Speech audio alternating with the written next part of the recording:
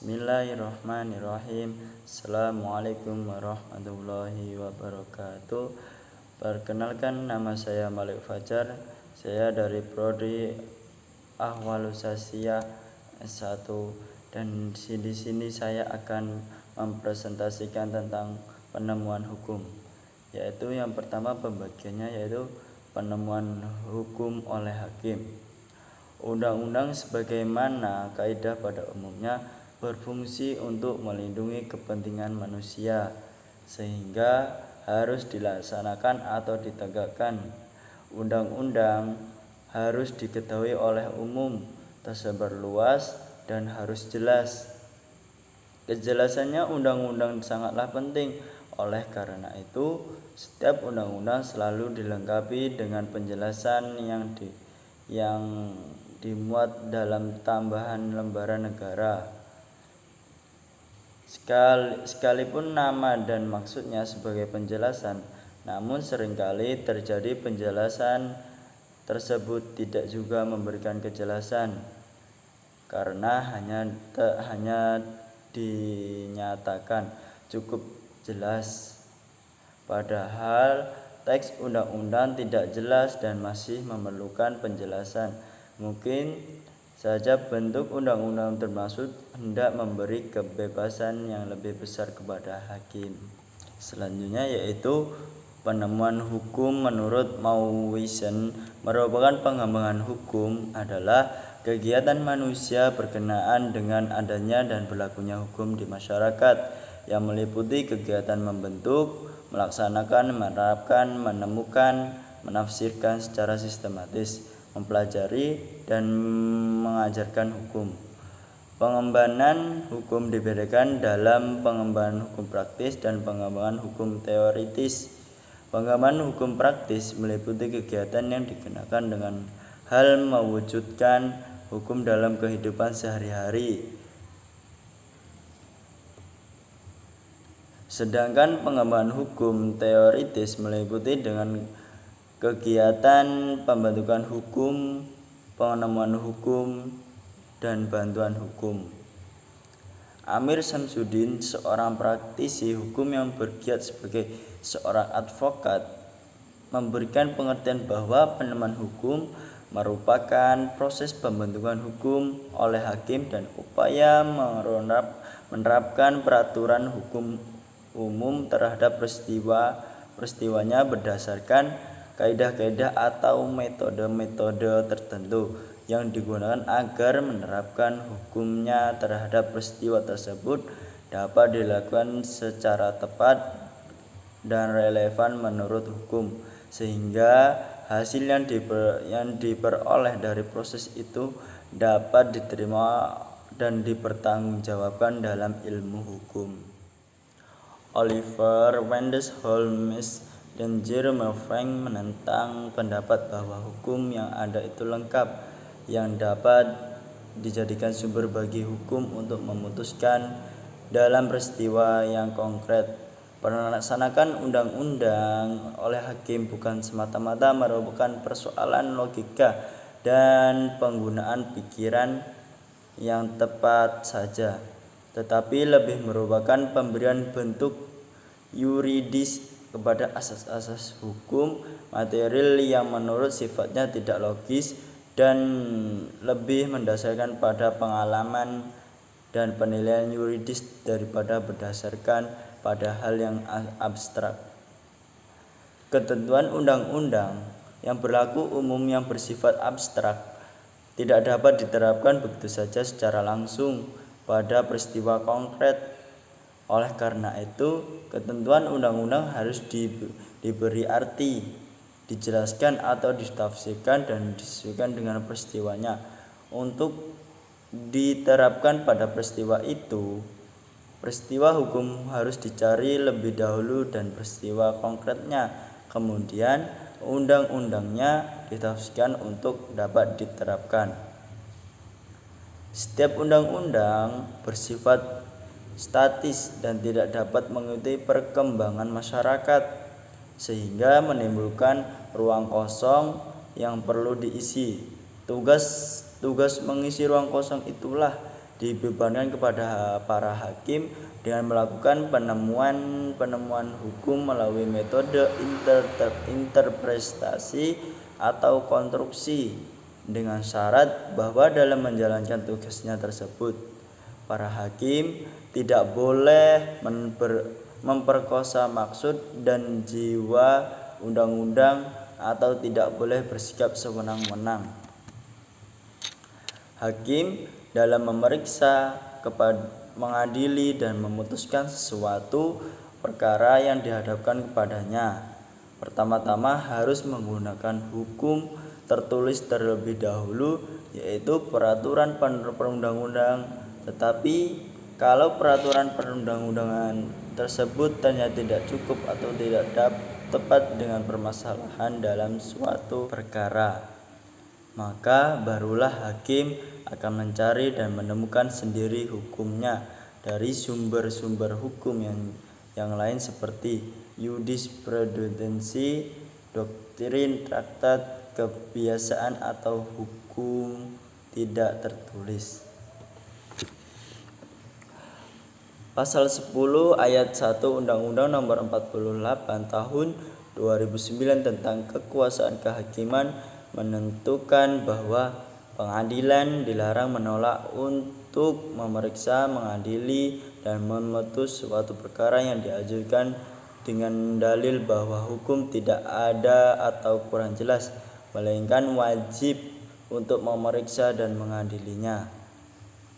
Ketentuan pasal ini mengisyaratkan kepada hakim bahwa apabila terjadi sesuatu peraturan perundang-undangan belum jelas atau belum mengaturnya, hakim harus bertindak berdasarkan inisiatifnya sendiri untuk menyelesaikan perkara tersebut. Dalam hal ini, hakim harus berperan untuk menentukan apa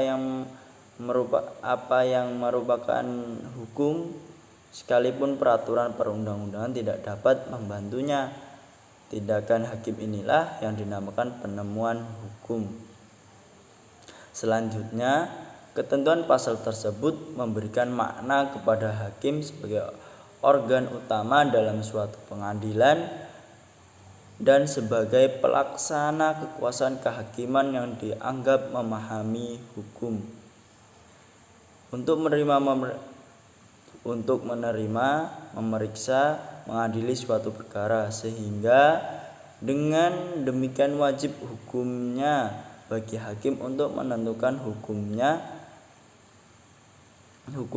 dengan memanggil hukum yang tidak tertulis untuk memutuskan suatu perkara berdasarkan hukum sebagai seorang yang bijaksana dan bertanggung jawab. Selanjutnya, menurut Bagirmanan, ada beberapa asas yang dapat diambil dalam pasal 16 ayat 1 Undang-Undang Nomor 4 Tahun 2004.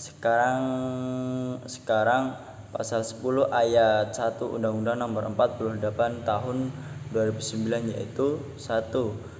Untuk menjamin kepastian hukum bahwa setiap perkara yang diajukan pengadilan akan terputus. 2. Untuk mendorong hakim melakukan penemuan hukum. 3. Sebagai perlambang kebebasan hakim dalam memutuskan perkara. 4. Sebagai perlambang hakim tidak selalu harus terikat secara harfiah pada peraturan perundang-undangan yang ada. Hakim dapat mempergunakan berbagai cara untuk menjadikan peradilan yang benar dan adil.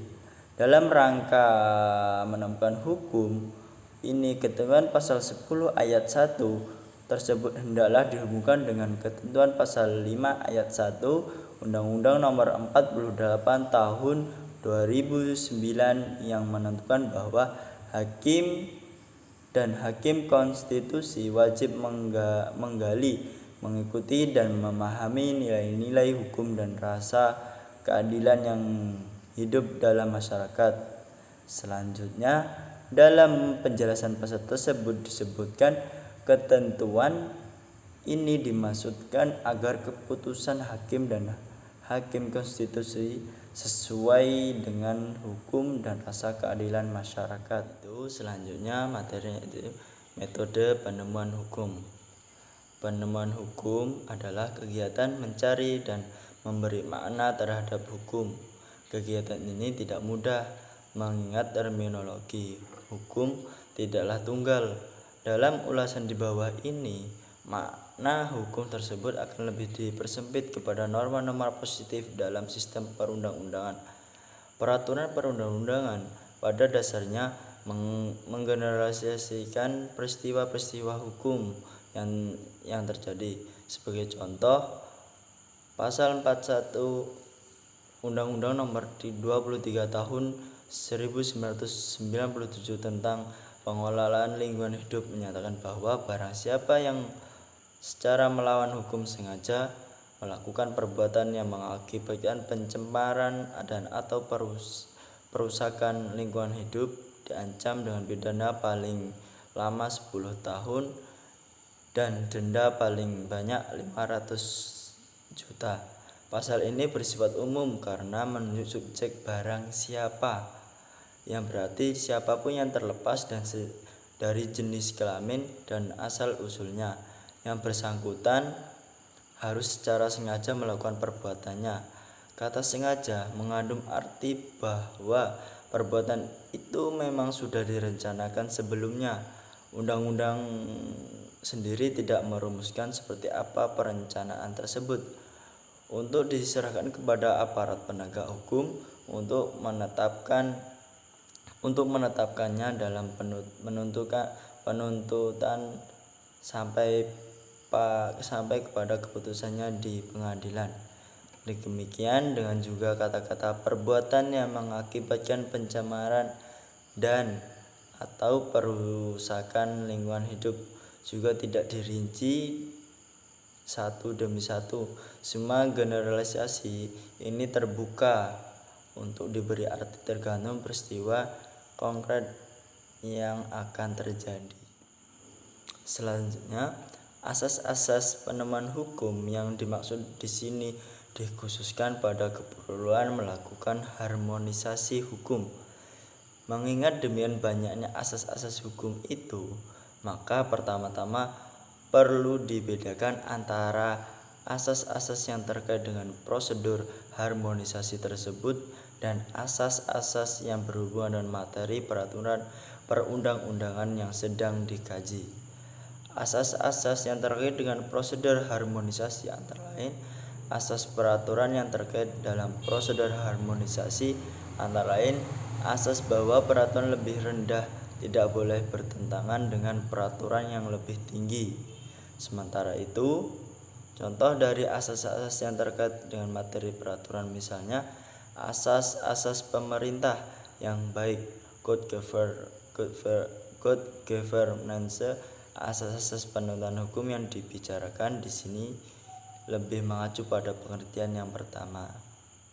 Tatkala kita melakukan harmonisasi, dapat terjadi beberapa kemungkinan sebagai berikut. 1. Terjadi inkonsistensi secara vertikal dari segi format peraturan, yakni peraturan perundang-undangan yang lebih rendah bertentangan dengan peraturan yang lebih tinggi, misalnya antara peraturan pemerintah dan undang-undang. Terjadi inkonsistensi secara vertikal dari segi waktu, yakni beberapa peraturan yang secara hierarkis, misalnya sesama undang-undang, tetapi yang satu lebih dahulu daripada yang lain. Yang ketiga, terjadi inkonsistensi secara horizontal dari segi substansi peraturan, yakni beberapa peraturan yang secara hierarkis sejajar, misalnya sesama undang-undang, tetapi substansi peraturan yang satu lebih umum dibandingkan substansi peraturan yang lain. Yang nomor 4, terjadi inkonsistensi secara horizontal dari segi substansi dalam satu peraturan yang sama, dalam arti hanya berbeda nomor ketentuan. Yang nomor 5, terjadi inkonsistensi antara sumber formal hukum yang berbeda, misalnya antara undang-undang dan putusan hakim atau antara undang-undang dan kebiasaan. Rumusan norma-norma itu adalah benda mati yang tidak bisa menjelaskan berbicara sendiri, sehingga perlu diberi makna oleh subjek pembacanya. Dalam hal ini diperlukan metode penemuan hukum. Secara umum dikenal dua jenis metode penemuan hukum, yaitu metode interpretasi dan metode konstruksi. Selanjutnya yaitu metode penemuan hukum lainnya adalah konstruksi hukum atau disebut juga dengan metode argumentasi. Sangat menarik untuk mengamati bahwa batas-batas antara metode interpretasi dan konstruksi dalam banyak yang segi demikian tipis. Interpretasi ekstensif dan analogi misalnya sama-sama terkesan memperluas keberlakuan suatu rumusan norma. Walaupun demikian, garis batas kedua metode ini dapat ditarik tegas seperti dikemukakan Muljadno. Menurutnya, perbedaan terkait dengan gradasi semata. Interpretasi ekstensif masih berpegang pada aturan yang ada, sementara pada analogi, peristiwa yang menjadi persoalan tidak dapat dimasukkan ke dalam aturan yang ada, meskipun diyakini bahwa peristiwa ini seharusnya juga diatur atau dijadikan peristiwa hukum. Itulah sebabnya ada pandangan yang masih menerima interpretasi ekstensif dalam hukum pidana, namun menolak analogi karena dianggap bertentangan dengan asas legalitas. Cukup sekian dari presentasi saya. Apabila ada kekurangan saya minta maaf. Saya akhiri. Wassalamualaikum warahmatullahi wabarakatuh.